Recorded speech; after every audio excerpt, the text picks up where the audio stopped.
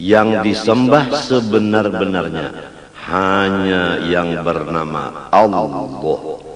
Dia adalah sendirian, tidak ada sekutu sama sekali baginya. Dia adalah seorang pemelihara. Dia adalah seseorang yang menjaga. Dia adalah seseorang yang menutupi keaiban-keaiban hamba-hambanya. Sebagai bukti Allah menutup aibnya kita, yaitu bahwa kami kita kada kelihatan dan kada keciuman. Demikian juga kotoran kita, kada kelihatan, kada keciuman. Masing-masing ada wadah di dalam. Seandainya kami dan tahi kita keciuman dan kelihatan oleh orang lain, niscaya siapapun yang dekat lawan kita akan menjauh. Ini bukti Allah Ta'ala menutup aib hambanya. Oleh sebab itu, marilah kita bersama-sama memakai sifat Allah Sattar, menutup keaiban orang. Jangan membeber-beberkan kesupanan orang lain.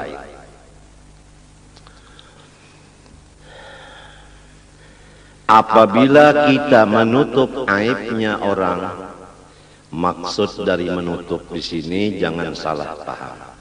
Maksud menutup aibnya orang tidak melihat aibnya orang. Kalau masih melihat aibnya orang tapi tidak dibicarakan ke orang lain, itu belum dimaksud menutup. Arti menutup itu seperti mata ditutup, sama sekali tidak melihat. Bukan matanya dibuka melihat aib orang tapi lidahnya diam, bukan begitu. Semoga Allah Subhanahu wa Ta'ala menutup hati kita dan mata kita daripada melihat kekurangan atau aib atau kesupanan orang lain. Barang siapa menutup kesupanan keaiban orang lain dengan maksud menutup tadi tidak melihat sama sekali, niscaya ia akan ditutup Allah aibnya nanti hari kiamat. Sebaliknya, apabila orang masih melihat aib orang lain, itulah yang bakal dibukakan Tuhan aib dirinya nanti di padang mahsyar, disaksikan oleh semua makhluk Allah. Na'udzubillah min dzalik. Kadang-kadang kita melihat dengan mata, kadang-kadang kita mendengar dengan kuping. Maka penglihat itu langsung masuk ke hati, pendengar langsung masuk ke hati. Lalu si hati kita terbagi dua. Ada hati yang baik sangka, ada hati yang buruk sangka. Kalau hatinya yang baik sangkanya, dia menganggap boleh jadi kayak ini. Nah itu bisa membuat-buat kepada yang bagus. Tapi kalau orang yang jahat hatinya, jahat sangkanya, lalu hanya satu yang dianggapnya buruk semata-mata. Kadang melihat lagi di belakang buruk itu apa. Coba kalau kita lihat, tulijul laila fin nahar wa tulijul nahara fil lail wa tukhrijul hayya minal mayyit wa tukhrijul mayyita minal hayy wa tarzuqu man tasha'u bighairi hisab. Artinya wallahu a'lam. Allah memasukkan akan malam ke dalam siang. Jadi hari ini siang, malam ada di dalamnya. Tertutup malam di dalam siang. Nanti malam hari, maka si siang termasuk di dalam malam. Tertutuplah siang dengan malam. Kemudian Allah mengeluarkan wa tukhrijul hayya minal mayyit. Allah mengeluarkan yang hidup daripada yang mati. Itu telur sifatnya mati, tapi di dalamnya ada anak binatang seperti ayam yang hidup. Jadi ditutup yang hidup dengan yang mati. Yang hidup di dalam, yang mati di luar. Kemudian Allah mengeluarkan yang mati di dalam yang hidup. Allah mengeluarkan yang mati di dalam yang hidup. Coba telur tadi mati keluar daripada ayam yang hidup.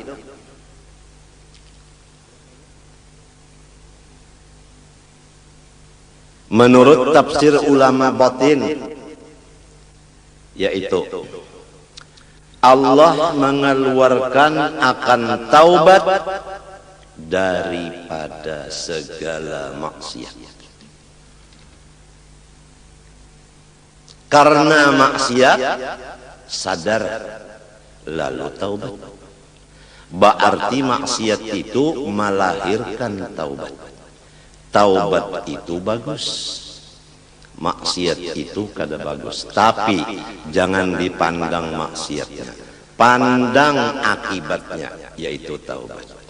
Manusia kalau melihat maksiat begitu saja, niscaya dia tidak ada punya teman sama sekali di dunia ini. Karena kalau bukan malaikat dan bukan rasul, semua punya dosa. Masing-masing kita kada bisa berteman selama kita masih melihat dosa teman.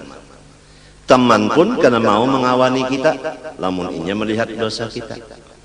Oleh sebab itu Tuhan menutup, jangan melihat dosa orang, nang dilihat dosa saurang. Tandanya orang nang bakal untung dunia akhirat, tandanya orang yang dipilih dapat hidayah, yaitu tidak melihat aibnya orang, buta dari aib orang, tapi sangat yakin dengan aib dirinya. Jadi dia sibuk dengan bersifat tawadhu, merendah diri, karena dia yakin dia adalah aib, orang lain semua baik. Kitab yang kita baca ini seakan-akan penutup. Karena awal kita membaca masalah ma'rifatullah, mulai zatnya, sifatnya, af'alnya, dengan dalil-dalilnya dan cara-cara pengamalannya selesai beberapa kali. Disambung lagi dengan perukunan, mulai dari air mutlak sampai istinja, sampai wudu, sampai sholat dan lain-lainnya. Kemudian disambung lagi dengan sifat-sifat hati seperti ikhlas, ridho, sabar, syukur dan lain-lainnya. Disambung lagi dengan dosa-dosa di anggota mata, kuping, lidah, tangan, hati, perut, kemaluan, kaki, semuanya selesai. Ditambah lagi dengan dosa seluruh badan, seperti durhaka dengan ibu bapak. Sudah selesai. Kemudian dibicarakan lagi dalam kitab bahaya-bahaya dosa. Tuhan melarang kita memperbuat dosa karena bahayanya untuk kita sangat banyak. Di antara bahayanya tidak diberikan ilmu manfaat. Walaupun ampun diri merasa alim, tapi namun Tuhan memadahkan tidak manfaat. Di antaranya lagi hati gelisah, tidak pernah tenang, padahal keadaan hidupnya lebih dari kecukupan. Tapi kenapa jadi belum tenang? Apabila hati tidak tenang, ibadah tidak tenang.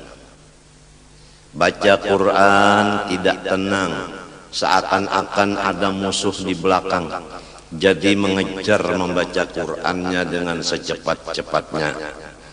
Sholat seakan-akan ada yang mengejar musuh di belakang, sholatnya cepat, tidak ada tenang.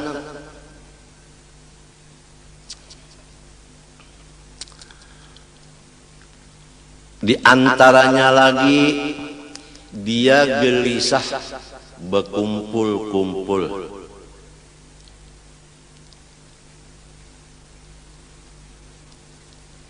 Memang orang salah, malu berkumpul orang lain. Itu akibat dosa. Di antaranya lagi rizkinya ditahan. Diumpamakan dalam hadis, kalau rezeki itu pakai tali rantai dari atas langit, sudah sampai ke tangan kita, lalu kita mengerja dosa, diangkat lagi rantai tadi, tidak nyampai.